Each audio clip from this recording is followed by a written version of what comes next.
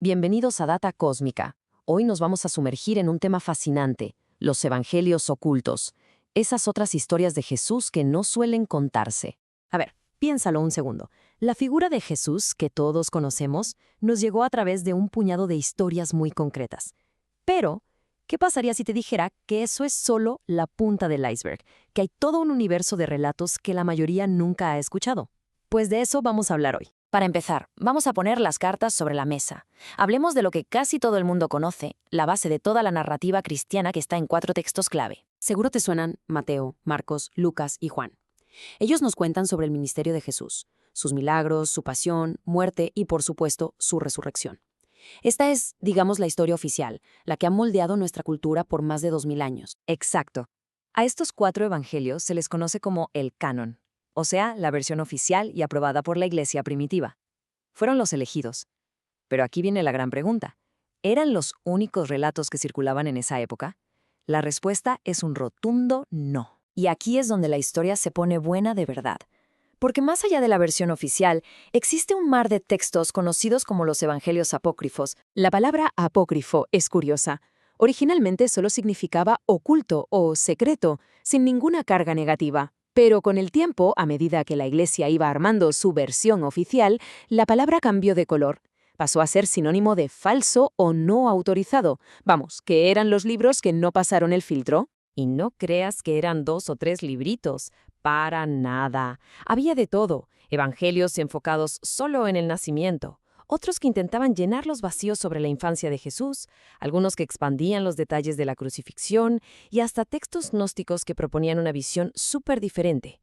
Era todo un universo literario. Y quizá lo más alucinante de estos textos es cómo se atreven a contestar esa pregunta que los evangelios oficiales apenas tocan.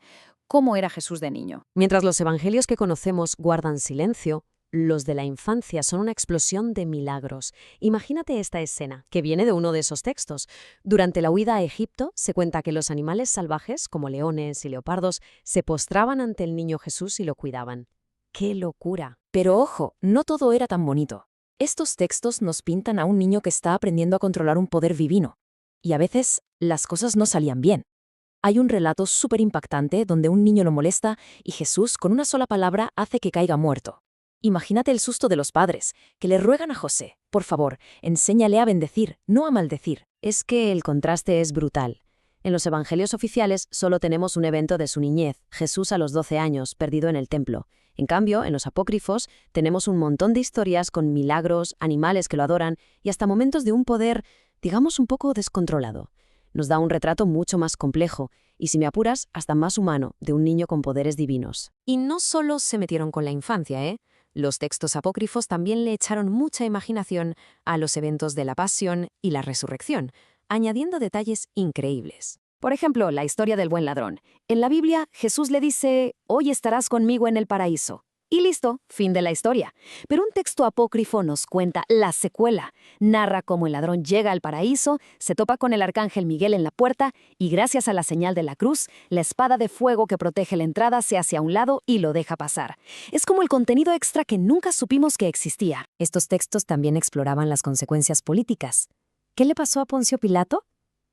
La Biblia no dice mucho, pero un apócrifo nos presenta una supuesta carta del mismísimo emperador de Roma. Al parecer, el César se entera de todo, se enfurece con Pilato por haber condenado a un hombre justo y ordena que lo lleven a Roma como prisionero para ser juzgado.